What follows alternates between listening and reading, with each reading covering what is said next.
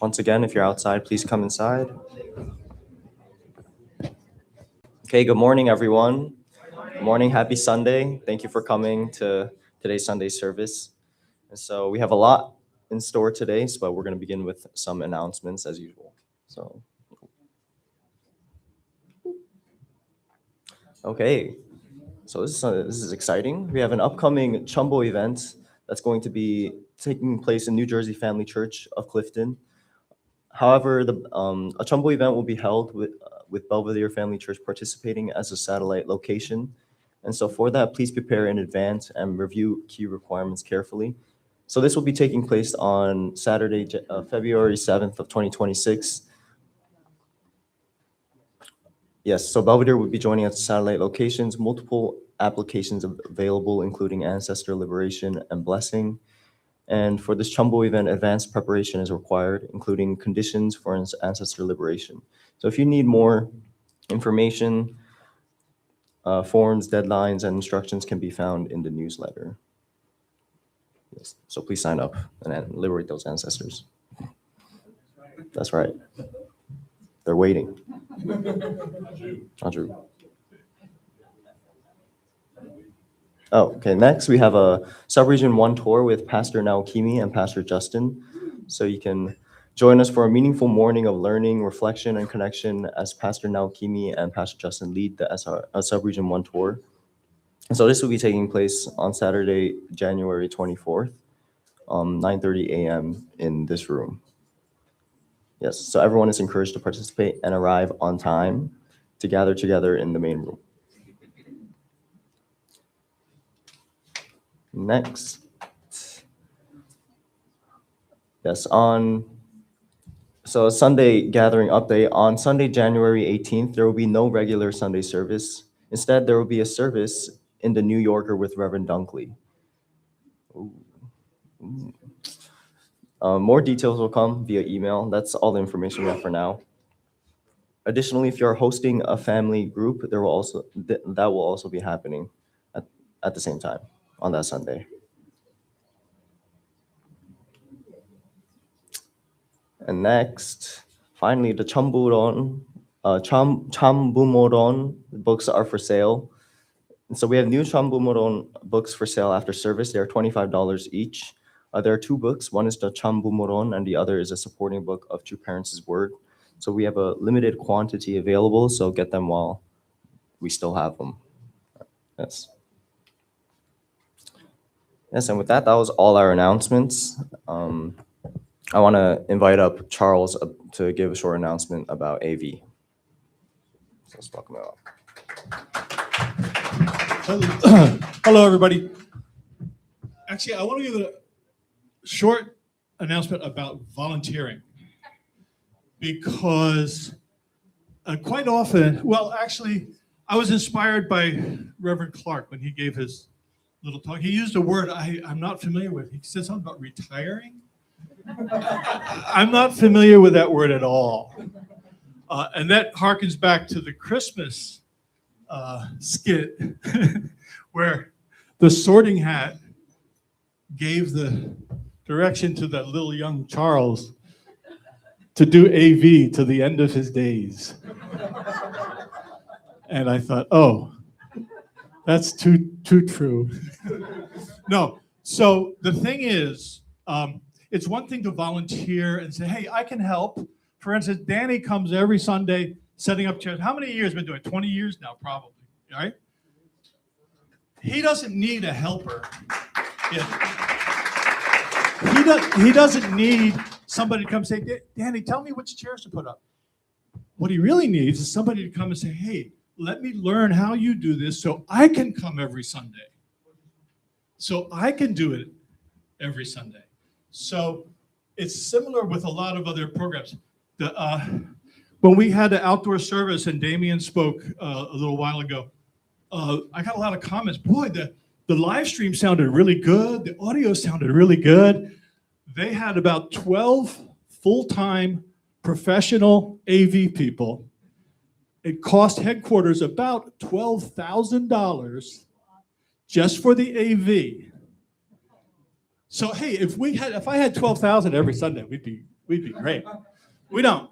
So I am looking for help. And some people have, like Akihiro Funakoshi, fantastic. After about a year, he became the master at the live stream video. And Joel Shields, one of the great things Joel did is he brought his dad.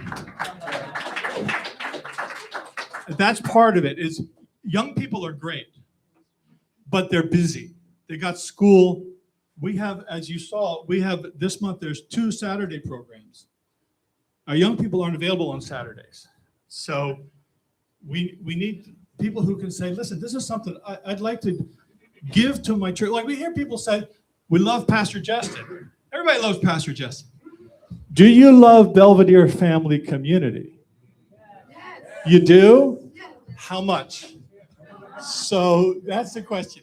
How much are you willing to sacrifice? Because it's not just, yeah, I can do an hour here, I can do an hour there. You know, the music team is fantastic. They rehearse during the week, they come on Sunday.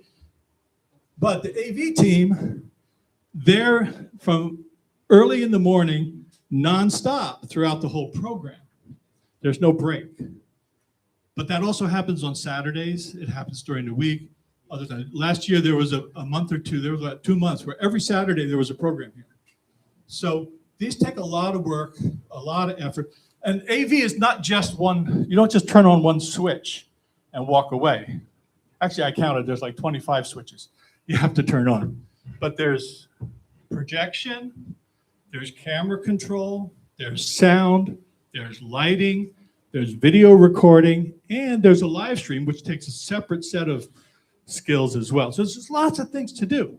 We only have like 3 or 4 regular people. So if you're looking for a way to help the church, there's lots of them. There's chairs and there's AV. So, and ushering. So Jamel raised his hand.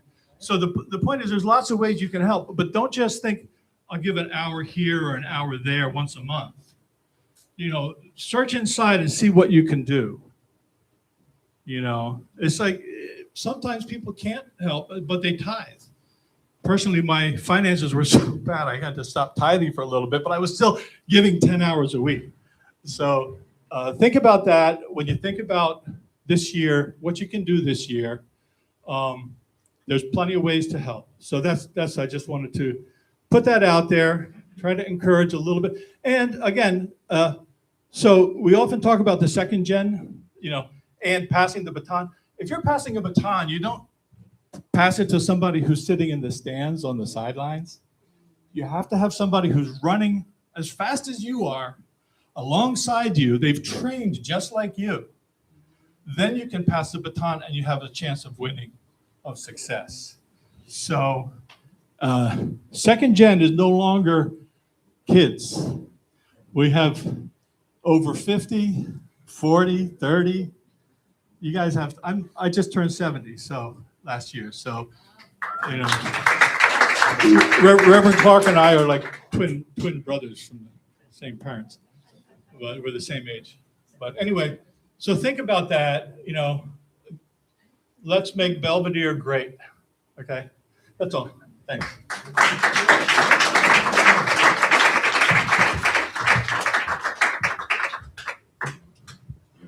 Thank you, Charles. I myself have been offering my time as AV team a little bit, so I'm proud of that. Okay. Yes, thank you, Charles. Next, we have a winter workshop recap. All the second gen or youth attended a workshop in the Northeast in Pennsylvania during this winter break. So we're going to show a short video recapping what happened.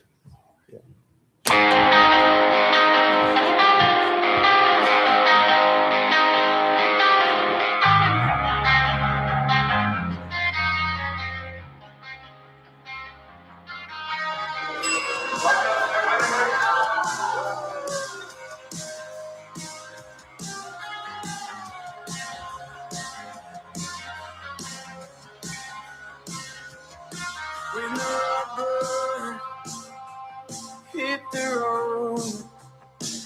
Couple thousand miles, little child slowly finding out all the things that he doesn't know. 20-something, or old and gray. In the way we're all just kids headed off to college, drowning just to make a way. Someday, the gold will turn to gray. And every domino along the road was proof that we would grow. Someday,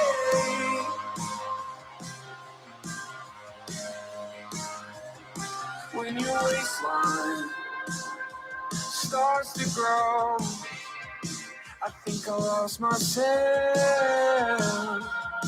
on the shoreline of Monterey. In the twilight, on the golden coast, it's getting hard to dream when we sleep through another earthquake. Living's just the price we pay. Someday, the gold will turn to gray. Oh, yeah. And every domino along the road is proof that we regrow. Scars fade, the deepest cuts with nose. Every stroke the sky we used to have is proof that we regrow. Someday, I was just a boy with the poise of a Midwest king. My roots grow underneath.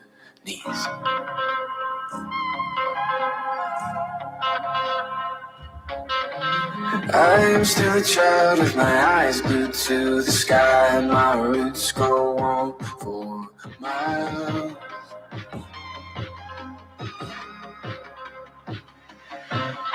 I'm still a kid with my fist planted in the ground. My roots go down, down, down. You can't dig them up, you can't dig them up, you can't dig my roots up.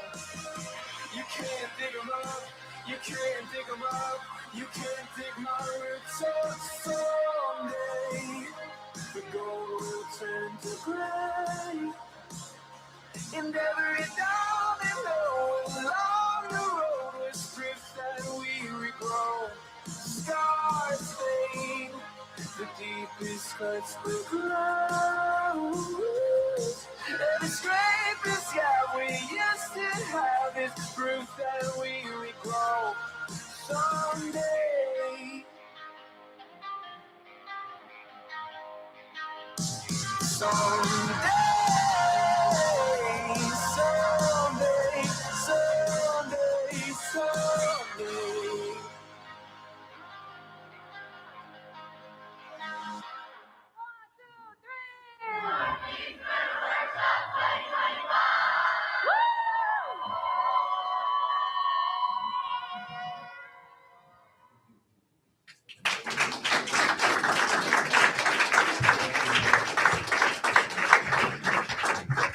It looks like they had a lot of fun. Yeah, I know these winter workshops growing up had a lot of impact on my faith as well. So thank you for that video. And next we have a very, very, very long awaited announcement. Sorry, from Mika. So let's welcome her up.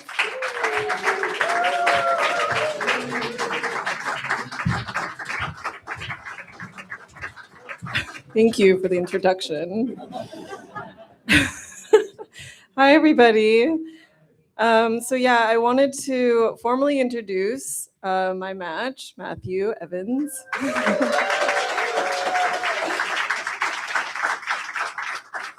So yeah, I know you have seen him around for a while at Belvedere and some events. So yeah, I just wanted to formally introduce who he is and yeah, why he was around. So yeah, we recently had our commitment ceremony in December, and just briefly wanted to mention that it's true. It's been long awaited, especially for me. But at the time, I was kind of like in this state where I almost gave up, but then had the courage not to give up. So the courage was to ask around. And specifically, I asked Pastor Simone from the Bridgeport community because she was already thinking about me for a while.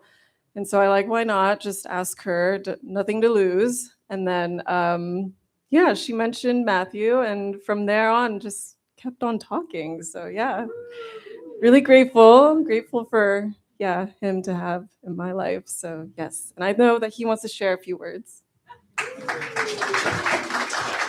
Just a few words. I don't want to take up too much time, but after service, if you have any questions, I'll be around for a little bit to answer questions or get to know you guys a little bit more deeply. But for those of you who don't know, I joined the church on my own.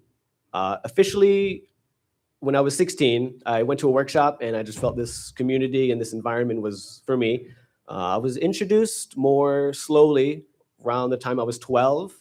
I met a local second gen and we became best friends. He introduced me to his friends, the other second gen in the community. I started slowly going to church more, youth group events, and I started just getting more involved with the community. For a few years, I went to workshops, deepened my faith, all of that. And I went to Korea for a couple years and 2.5 years or so.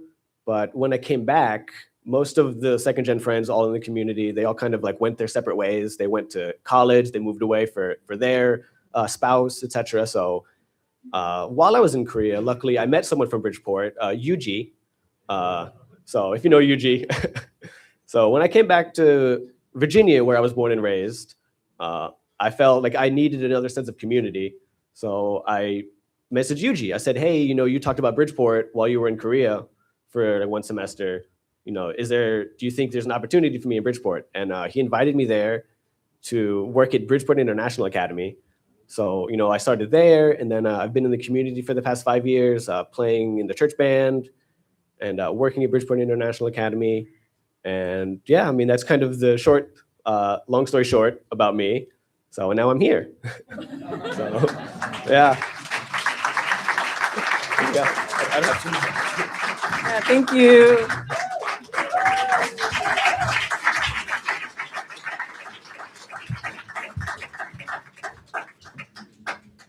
Thank you. That was very, very exciting. I know we're all very happy. Yes. Okay, yeah, that was all the announcements and everything. So let's welcome up the song team before our main message. Yes.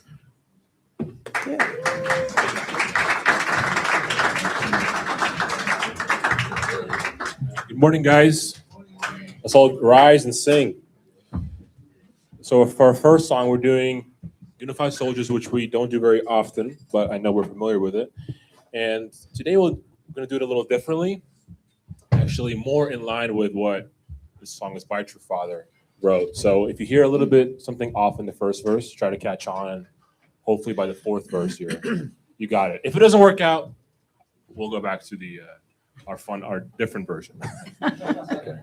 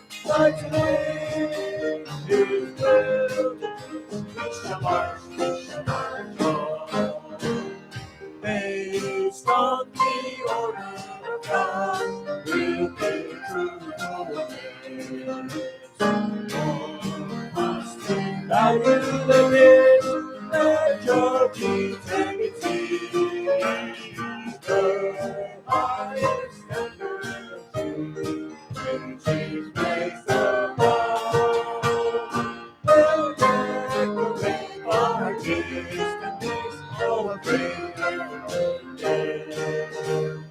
There is pride in heavenly world, unified soldiers, fighting, proclaiming, we shall march on. You culture, don't believe, glorious beyond our dreams. When our transformed light shall be one family, where darkness shall vanish, our children and sorrow, and down the dark world shall be one world of peace. There is God in the heavenly, unified soldiers, fighting into that avenue. We shall march, fighting into that avenue. We shall march,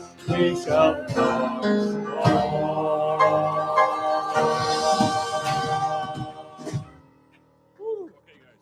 Thank you. Okay, for our next song, we'll do Top of the World. So if you don't already feel like it, hopefully you'll be on top of the world. Aju?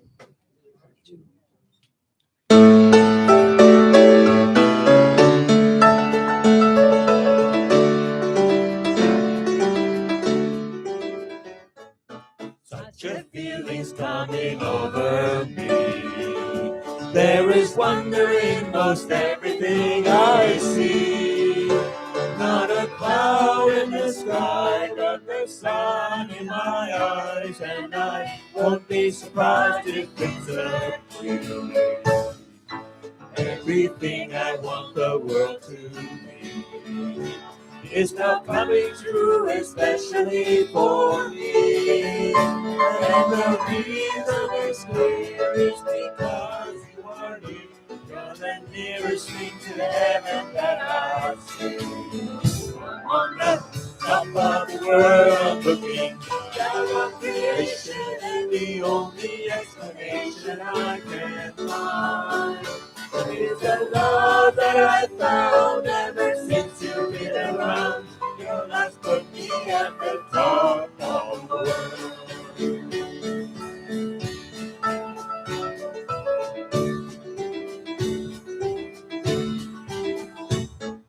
Something in the wind has learned my name, and it's telling me that things are not the same. In the leaves on the trees and the touch of the breeze, there's a pleasing sense of happiness for me. There is only one wish on my mind. When this day is through, I hope that I will find that tomorrow will be just the same for you and me. All I need will be mine if you are. Where are we?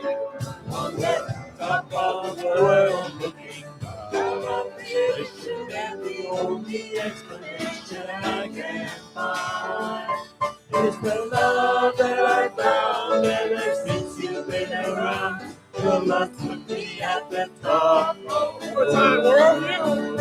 On the top of the world, looking down on creation, and the only explanation I can find is the love that I found ever since you've been around. Your love's put me at the top of the world. Your love's put me at the top of the world. Your love's put me at the top of the world.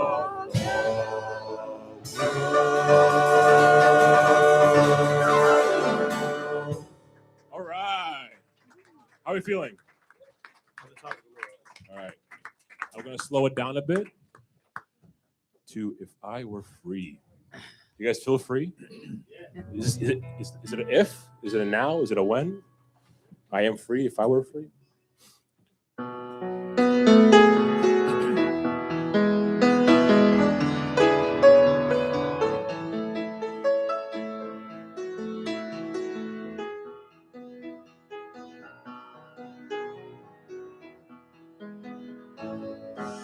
If I were free to speak my mind, I'd tell a tale to all mankind of how the flowers do bloom and fade, of how we fought and how we gain. This weary world has had its fill of words of war on every hill.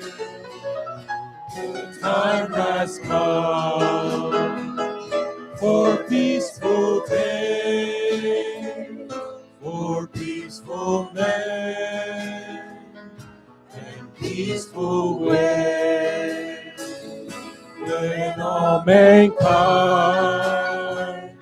has ceased to fight, I'll raise my hand in thanks each time for this great love and all in me, for golden day and peaceful dreams. Our free, come on, sing it. If I were free to speak my mind, I'd tell a tale to all mankind of how the flowers do bloom and fade, of how we fought and how we gained, of how we fought, of how we fought and how we gained. You guys sound great. Thank you. All right. I want to welcome up Uncle Chris to do an opening prayer. I'll be seated.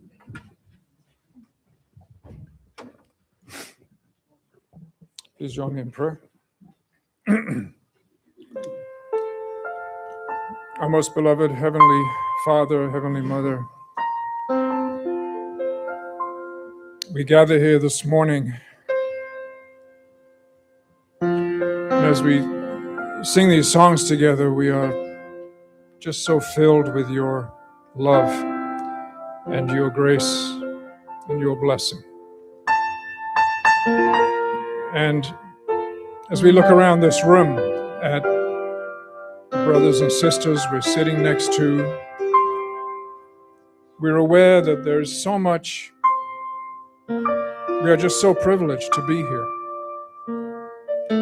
because each one here has come their own course, their own path. We've all got our different stories, but all of our paths have brought us to this point, to this place, at this time, right now. And it is such a joy and a privilege to come here, to worship, to pray, to connect with each other, to connect with you, and to join you in this place where our true parents have stood on this stage so many times. And the big elephant in the room right now is, of course, we know the true mother. She can't be anywhere except for the tiny cell where she is captured right now. And our hearts go out to her truly at this time.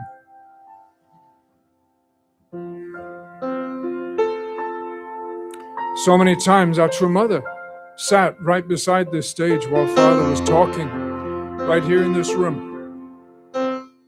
Her spirit is still here. Father's spirit is still here.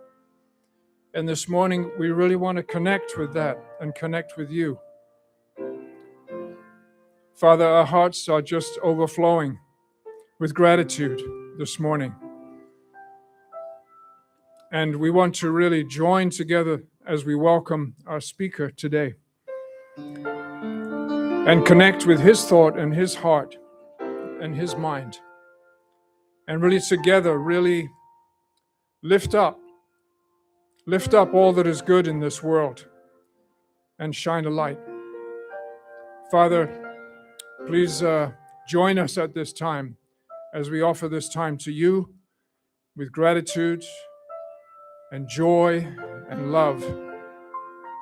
And we offer these things in gratitude to our true mother, together in our names, Chris and Diana Perkins, Blessed Central Family. Adieu.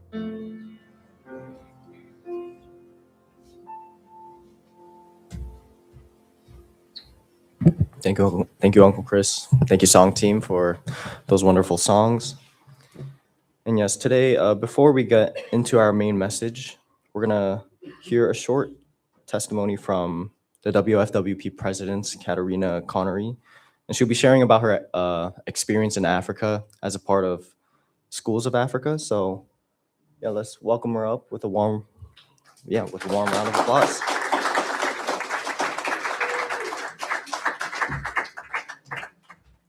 Good morning, everyone.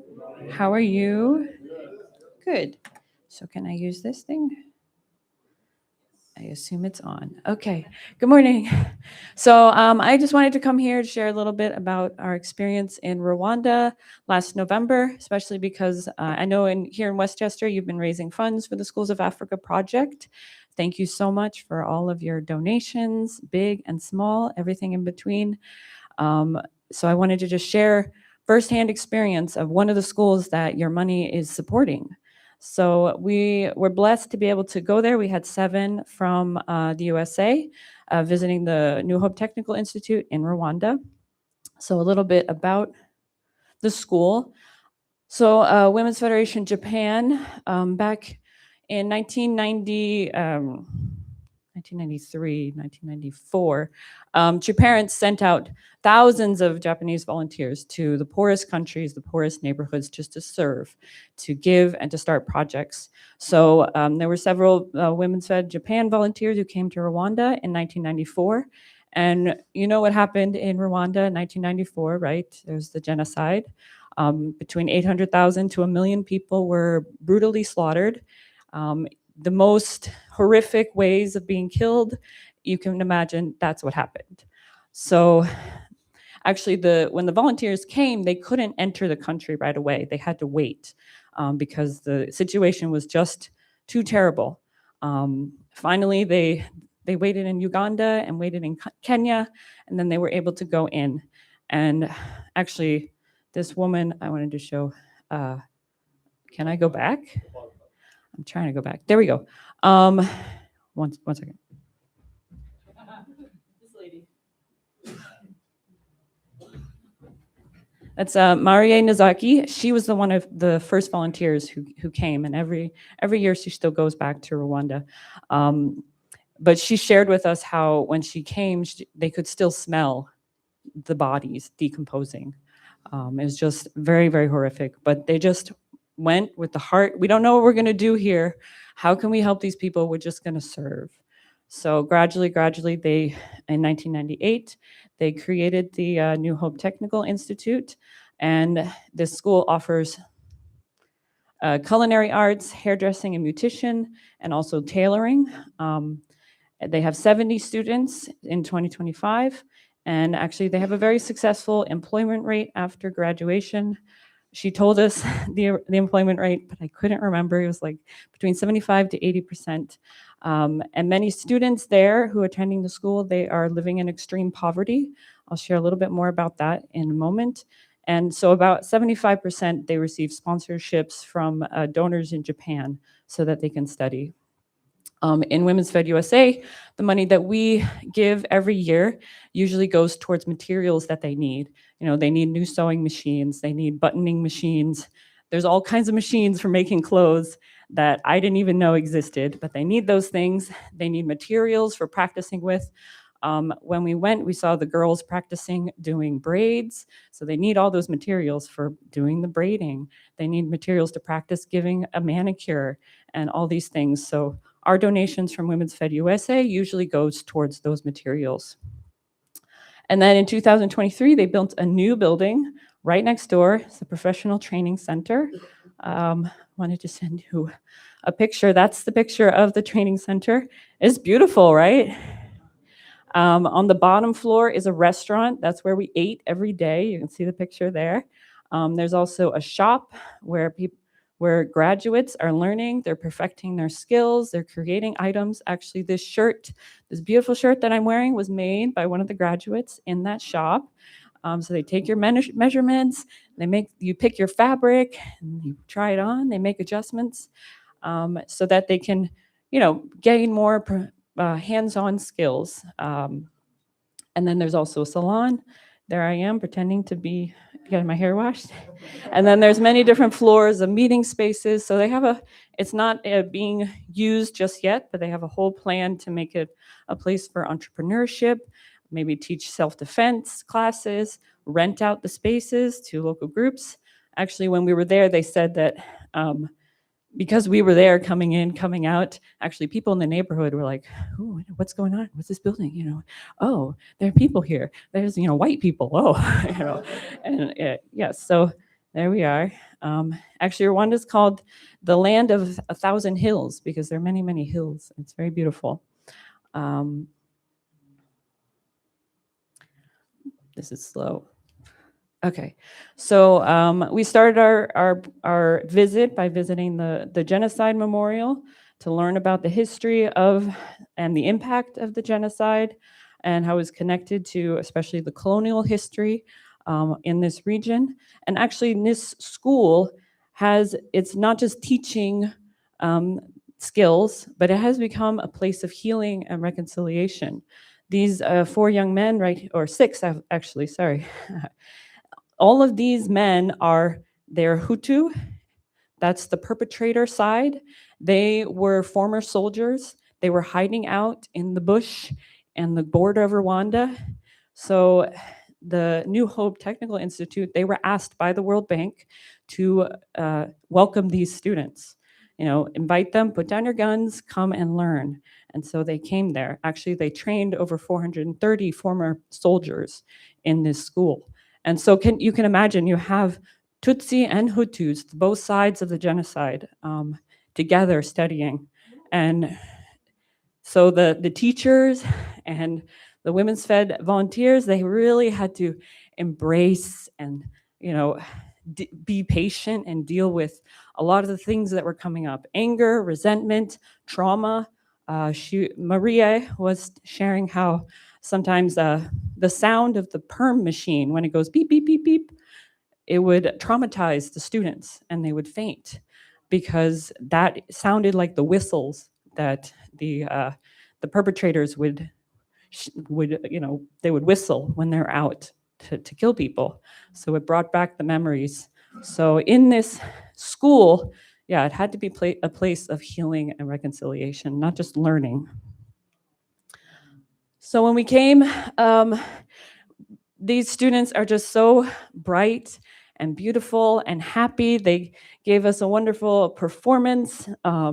We were shocked. We're just driving up, and all of a sudden we hear drums and singing, and we come out and they're dancing with us. Oh yeah, there you go. That's some music. Yeah. Yeah. So we toured all the classes, talked to them. How's it going? What are you doing? What are you learning? As I mentioned, there's the beautician classes, the culinary arts classes, and they kept saying over and over again, we were waiting for you for so long. So they just had such a beautiful and welcoming spirit, and just they want to learn and they want to improve their lives.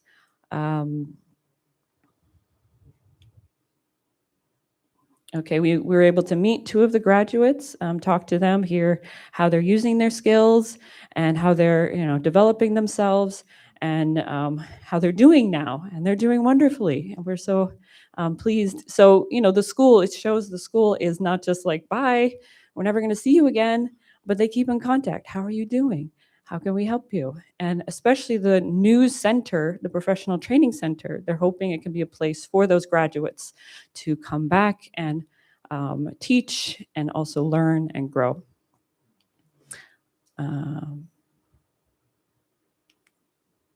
We gave an English lesson because that was a special request from the school. We didn't want to just come, we wanted to serve and give them something. So they said we want an English lesson, and we had fun.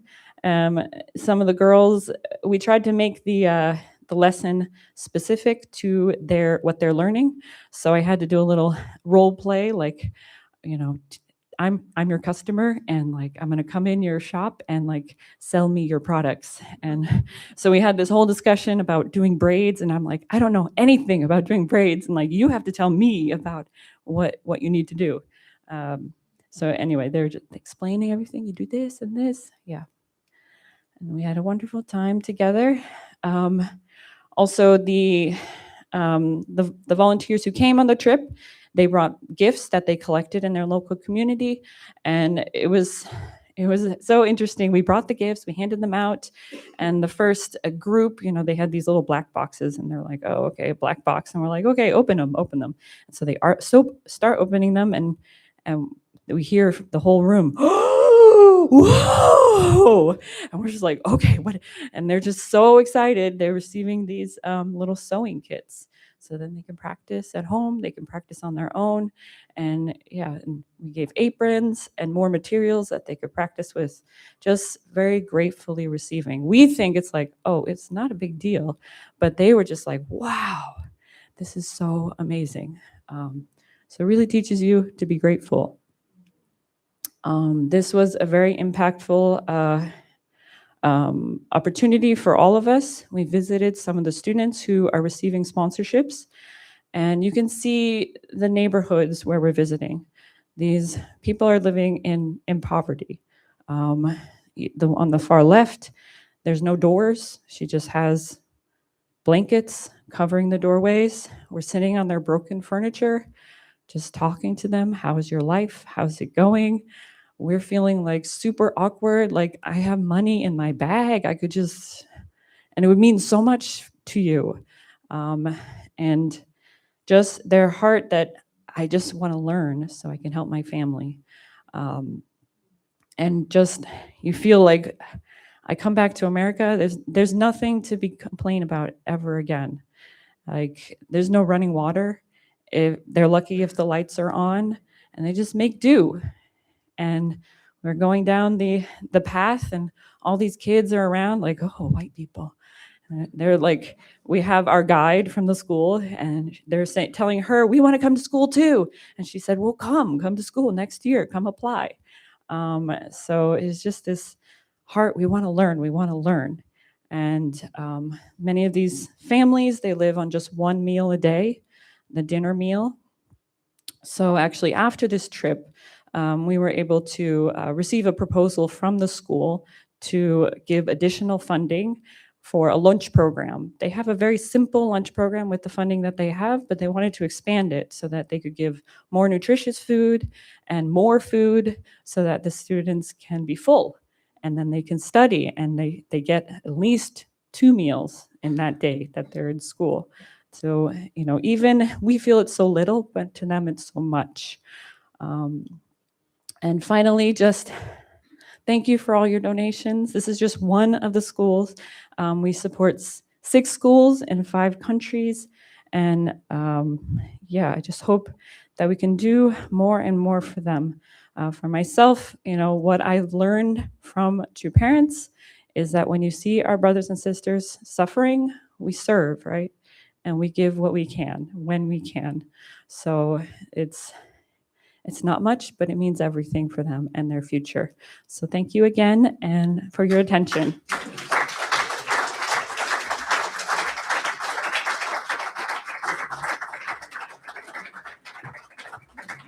Thank you, Katarina. It's reassuring to know how much of an impact your donations make. Right, so if you'd like more information on how to support, I'm sure she'd be happy to speak to you.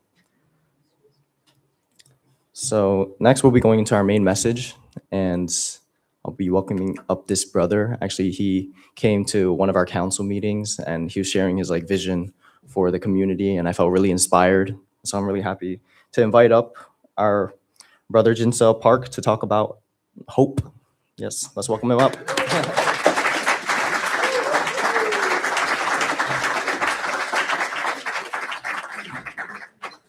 I'm old school. Wow, thank you for that message. I don't know how I could follow that. So before I talk about my hope, I know a lot of people are wondering what I've been doing for the past 3-4 months. I've been talking to you. I've been calling people, but not everyone's responding. But I'm still wanting to talk to every one of you. So if you get a call from me, please pick up. Or I mean, if it's hard for accepting my call, just call me, and I will take you out to lunch or coffee or whatever. So hope. So when they asked me to, give me the title of my sermon, I was like, oh, that's a hard one. And I realized that it's really hope. But what is hope? Why am I talking about hope? How do you get hope? And why do we need hope? And what is hope? And when I'm talking to the congregation during lunch, it's tough. There's a lot of pain, a lot of sadness, and I don't know. Like, I want to help, but it's such a heavy sadness that many times I wanted to quit. I wanted to stop. I just couldn't do it anymore. So, but I will. Don't worry. So my whole sermon is about my experiences, how I went through challenges and how I overcame them. Okay. So I know I've told this story a lot, but how I initially got hope. Okay.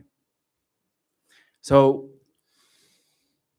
because hope is from the experiences that you get from God. That's what my belief is. How you get hope. It's not by people. Of course, there are people involved, but it's your personal experience with God. Okay? And I know I told this story, but I'm going to say it again because it just changed my life. Okay? So before I got blessed, by the way, my wife is here. Mentioned. Even though she didn't want to come, I go. This is the last time she'll be here. No, I'm just joking. So, how did I receive hope with my experience with God? So before I got blessed with my wife, there was this workshop, very similar to the workshop that you saw today. No, it wasn't similar. Never mind. It was called the Hell Workshop. Yes. And before all the participants came, the leaders had to do 2 weeks of fundraising. And I hate fundraising. So before my fundraising trip, I asked God, I go, why did my parents join this church? Why in God's green earth did they join this church? That's all I want the answer to. And I said, I'm going to be the top fundraiser in my team. But I wasn't, because my wife was on my team. But I tried to do the best, meet my goals and everything. So for 2 weeks, I'm just giving and running, and I want to experience those things that, all the first gen experienced, how they met God. And for 2 weeks, I couldn't feel anything. I was so upset. I was like, what the?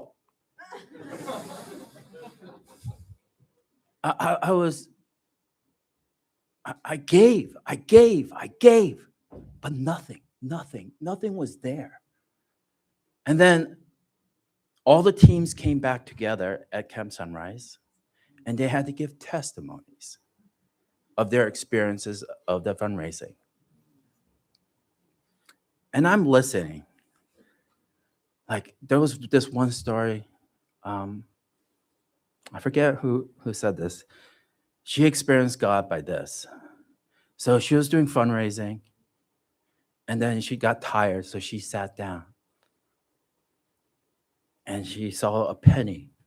And on the penny, it says, "In God we trust." And I said, "Liar." You lie. How do you experience God that way? How? But that was her experience. And every story I was listening to, I was like, lies, BS. Oh, I was getting so upset because I didn't experience it. And then it came my turn to give my testimony. Whew, I couldn't. I just started crying. Woo! I couldn't stop crying. I was just bawling. I was like, what the heck is this? I don't cry. I run out of the meeting room. I go down to the lake, and I'm still bawling for 30 minutes. And then I get this, like, a deep sorrow. God was trying to show me, and I denied him. And that's tough. And that sorrow that's what drives me to be here, to help, to really bring hope to people. And I brought this because I try to live my life according to this. Old school. And everyone knows this. It's a crown of glory. And this is the hardest to live by. It is extremely hard to live by this.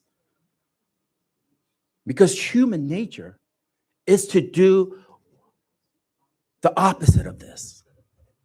That is human nature. We judge.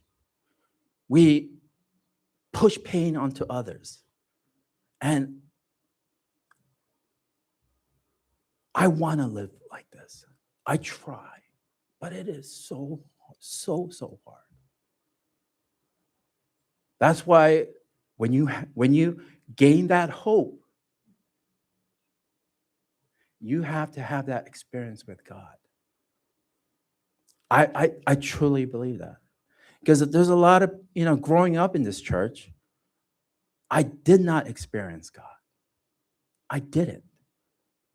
Like before this, before my fundraising trip, I was always accusing people. I was always judging. I was judging the true family. I was judging true parents. I was judging my own brothers and sisters. And that is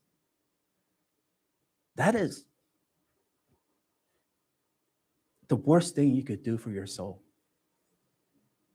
It is such a painful thing to do to people. And to live according to this, I wish everyone can. Would someone like to read this? Or should I? Everyone read it. Or should I read it? Okay.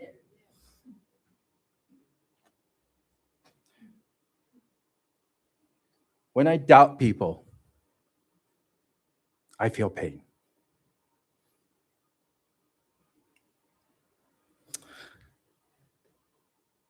That's a hard one.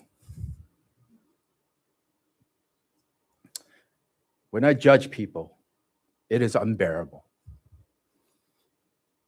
When I hate people, there is no value to my existence. Yet if I believe I am deceived, suffering and grieving tonight, my head in my hands, am I wrong? Yes, I am wrong. Even though we are deceived, still believe. Though we are betrayed, still forgive. Love completely even those who hate you. Wipe your tears away and welcome with a smile. Those who know nothing but deceit, and those who betray without regret, O Master, the pain of loving, look at my hands. Place your hand on my burning chest. My heart is bursting, such agony. But when I love those who are against me, I brought victory. If you have done the same thing, I will give you the crown of glory. Did he really write this? Reverend Sun Myung-moon.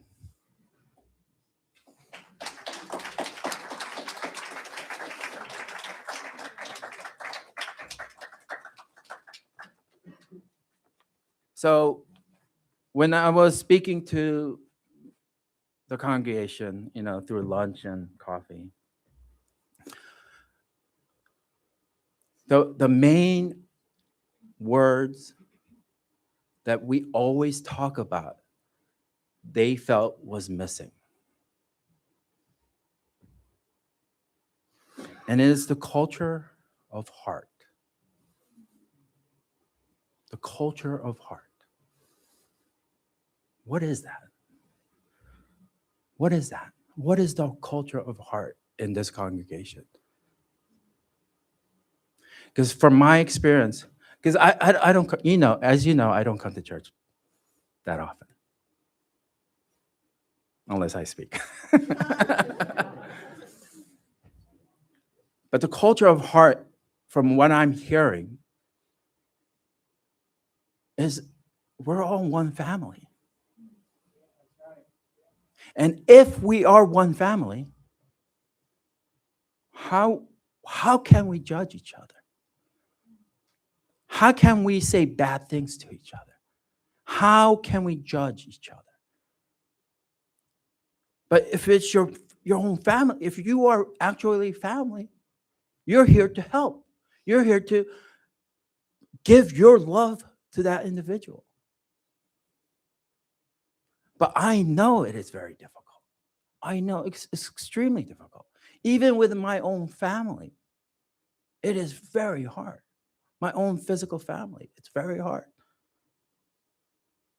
There's a fight between some of the siblings, and it is very hard to get them together because they felt they were wronged. And we are always being wronged by someone. Oh, that's a given. That's a given. There are times growing up in this church, I was like, screw you. How dare you do that to me? But after this experience with God, I was like, no, I still love you, brother, sister, wherever. They, them. No, just kidding. And how did I learn the culture of heart?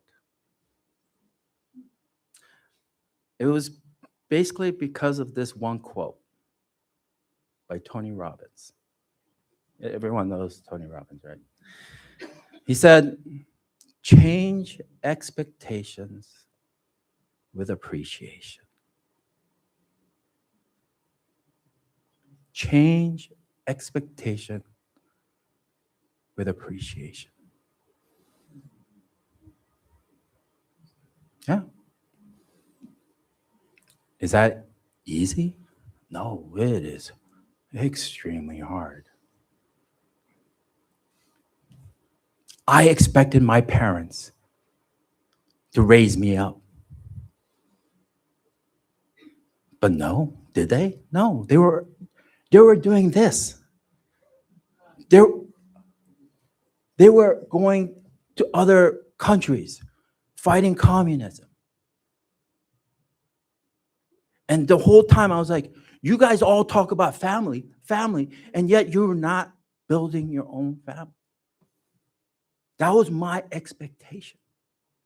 And it was not met. It was not met.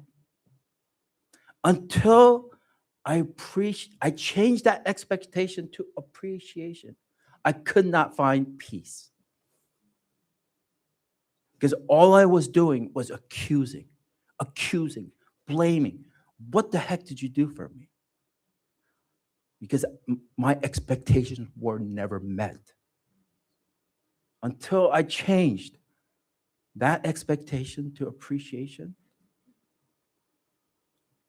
my soul was dark. My soul was just in so much pain, so much sadness, so much anger. It was just like, I hated the world.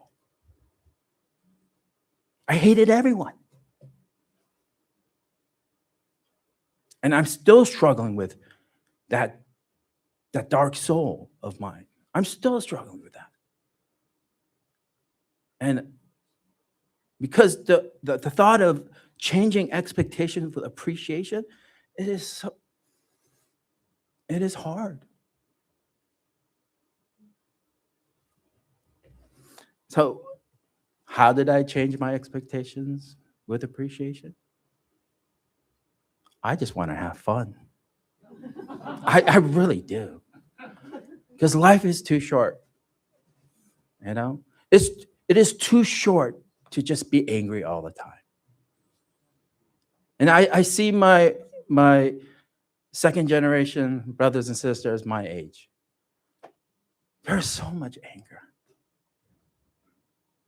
Every time we get together, we're talking about the church. We're talking about mother. We're talking about Hyunjin. We're talking about Hyunjin. I'm like, why? We gotta stop with this nonsense. We are one family. If you have a problem with that person, go to that person and just love them up. That is my approach.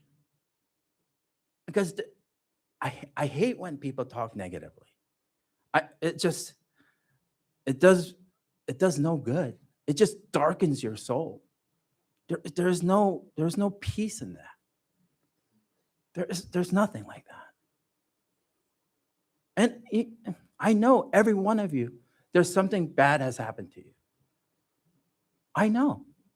Because it's happened to me. It's happened to my wife. It's happened to my brother. But changing that dark soul into appreciation of life, that is so beautiful. That is so, so, so beautiful. And I mean, when I look at this congregation, I don't know half of you, more than half of you. Yet I still want to talk to every one of you. I want to know your story. I really want to know your story. When I hear your story, it's so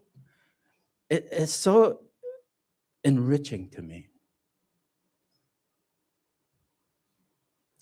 So, because the reason why it's so enriching, because I see it. A lot of you may not have money. I understand that. But this congregation is the most spiritually wealthy. And that is what you're taking to the spirit world. Not how much money you have, not what car you're driving. Of course, having a nice car is nice. But, taking that and just letting that light of hope grow. Because if you don't, you will be constantly living in that dark soul. And that is painful. That is painful. That is why you should still have hope.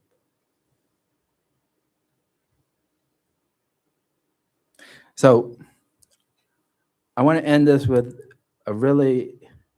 because not only this, there's this one movie that I try to live my life by. It's called What Dreams May Come. Because what hit me the most is, hell is in your soul. Whatever you make your heaven or hell, that's what you're going to be living in for the rest of your life, your spiritual lives. Because I know my heaven. Oh, it's going to be awesome. My heaven is going to be awesome. It will just be no. Yes, it will be awesome because I try to take away all the dark soul in me so I can live a happy life in the spirit world. And if you guys can really do this, this congregation, as bright as it is, will be so much brighter. Because I talked to Pastor Barbara in New Jersey, and I was wondering why their congregation is so ginormous. I know there's a lot more members there, but why is there so much more? I haven't gone there yet, but I'm assuming they're brighter. That's my assumption. But I'm going to go there next week. Oh, no, we can't go there next week, right? Because Dunkley's speaking at New Yorker. That week after, I want to actually experience their congregation because what makes it different? And so, hope. There's a lot of hope. There is hope galore. I just see so much hope in this congregation. So thank you, and please call me. I wanna talk. I love talking to you guys. Okay, it's 911. No, just joking.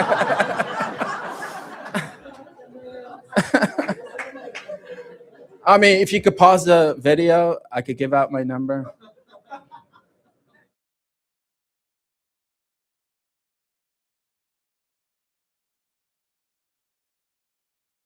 Joy, I just want to, I love this family here. I love you. Even though I'm not always here, I do love you. I love this family. I mean, I grew up here. No, I didn't. But my spiritual life, my spiritual growth has been here. Yes. So my number is, if you want to.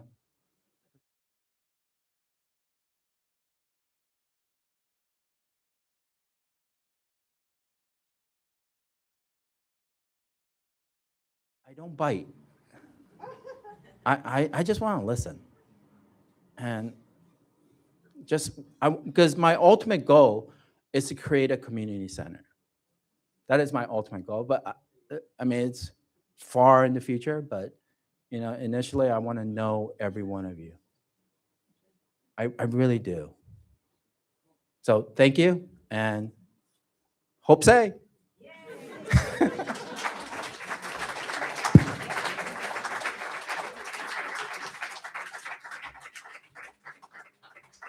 All right. Let's give another round of applause for Mr. Jinson Park.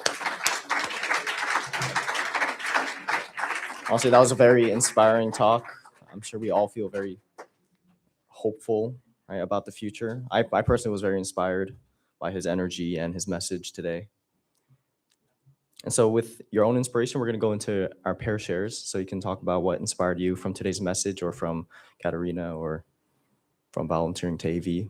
So yes, please, we'll give you a few minutes to talk to your partner and then we'll round back and share as a group.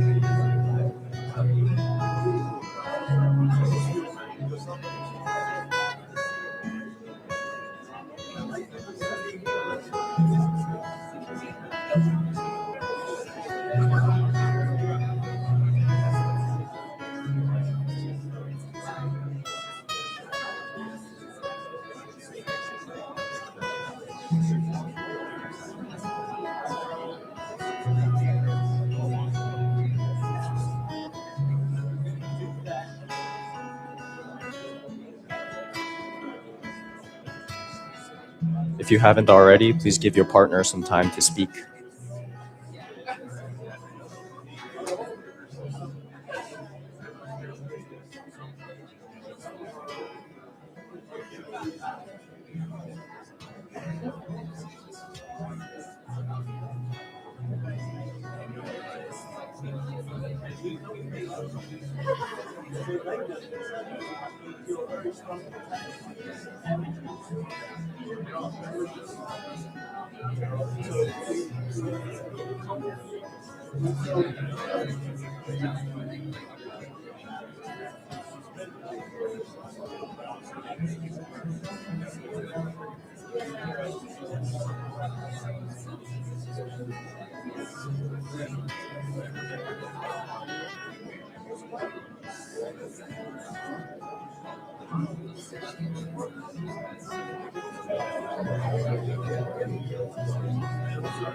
Okay,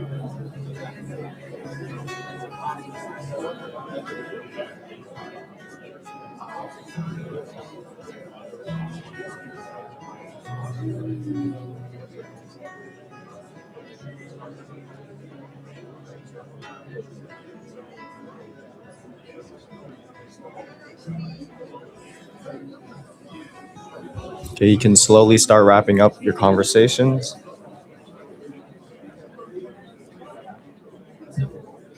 You can thank your partner for sharing their inspirations.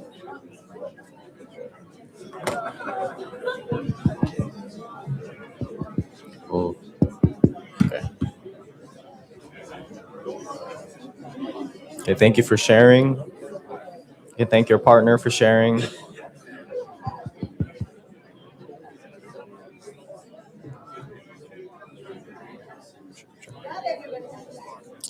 Okay, does anyone feel inspired to share to the whole group? Would anyone like to share to the whole group? I'm sure Jinsa Park is very curious about your guys' feedback.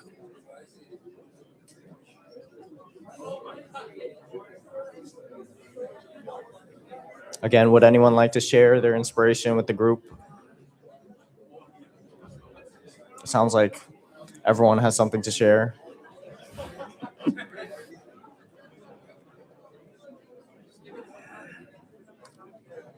Oh, we have a hand. Well, let's listen up. All right, we're gonna hear from.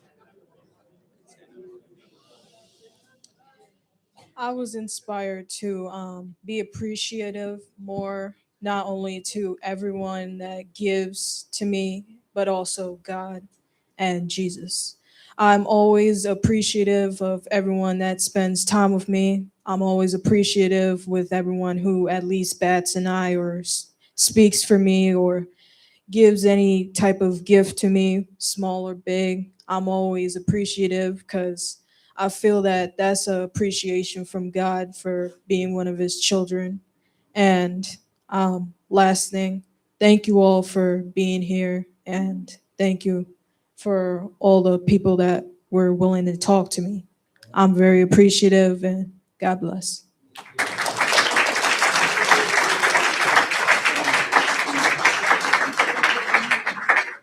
Thank you. Would anyone like? Oh, that was fast. Thank you. Yeah, I was really inspired and impressed by his passion and his deep feeling. You know, and I can really appreciate more the heart of the second generation. You know, a lot of us old people are older people. We're getting old, but older. You know, our children. You know, many times, you know, doing the mission, we've had to travel a lot or not be there for our children. And I could really feel Jinsa's heart, you know, not having the parental love, you know, that everyone craves. So he's kind of, you know, sacrifice. You know, that was, you know, it's unfortunate, but yeah, I can appreciate more and maybe need to, even though my children are older, you know, to try to give them more love now. Yeah, thank you.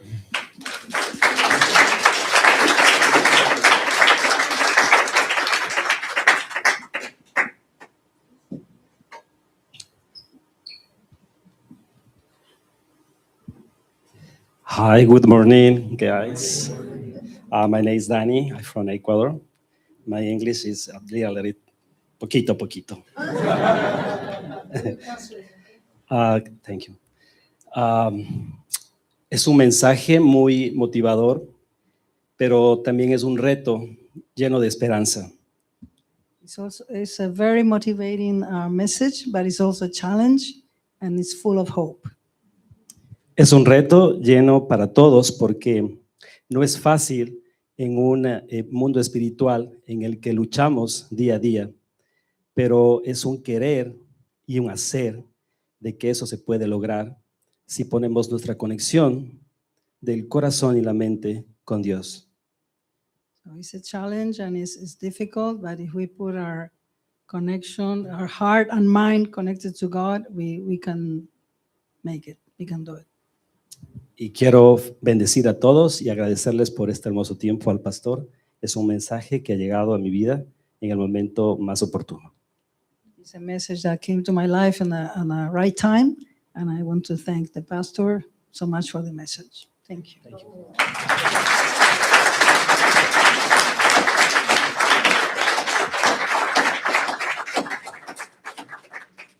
Pastor Jinsa.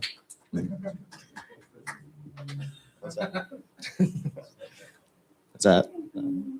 Yeah, okay. Yeah. Oh, there's two more hands. Okay. I'll just be short. I really want to be grateful for Katerina's sharing about the Africa project. I think she being there, bringing her experience, make me feel really connected with the African project. Thank you so much. Yeah.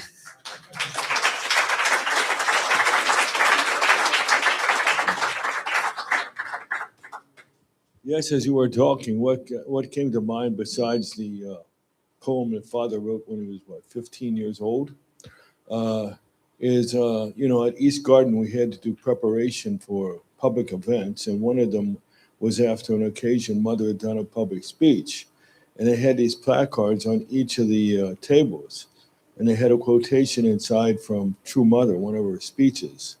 I can only remember part of the quotation right now, but it was gratitude brings about heavenly fortune. Forgiveness opens people's hearts. And I'm sorry, I can't remember the third part.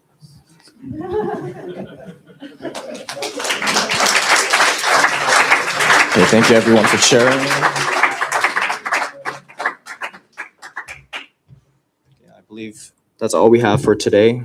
I hope everyone feels inspired this Sunday for this week to come. So let's invite up the song team to end it off.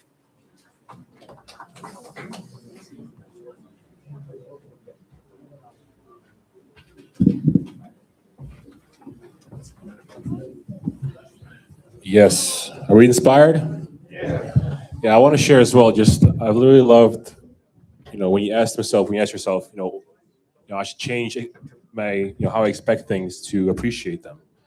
You were like, why or how? And you said, because I want to have fun. And for me, joy, right? That joy is always the compass, right? That's what God made us here for. So if it's not leading us towards joy, then maybe we should, adjust something. So hopefully this song again can inspire some joy for your week, for your life. So let's sing Top of the World one more time.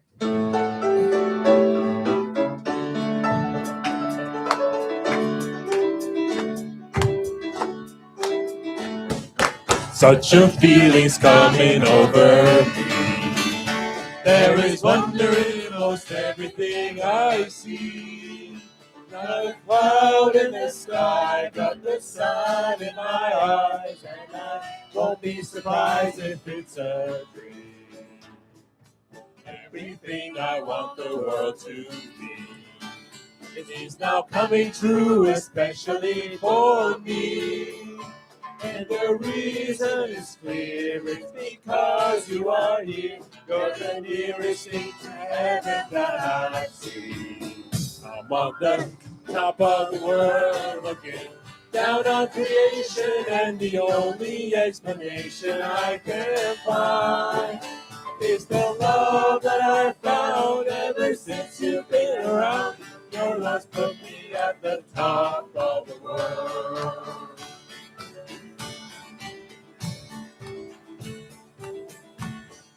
Something in the wind has learned my name, and it's telling me that things are not the same.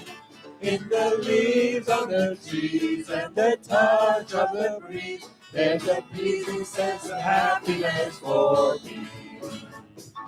There is only one wish on my mind. When these days through, I hope that I will find that tomorrow will be just the same for you and me. All I need will be mine if you are here. I'm on that top of the world looking down on creation, and the only explanation I can find is the love that I found ever since you've been around. Your love's put me at the top.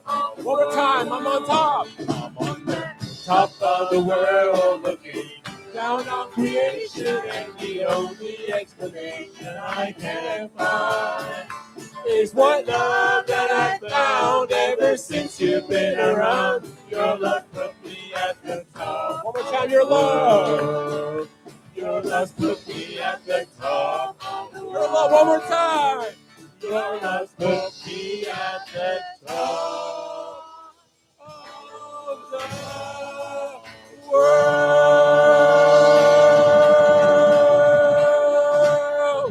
Woo! All right, guys. Have a great week.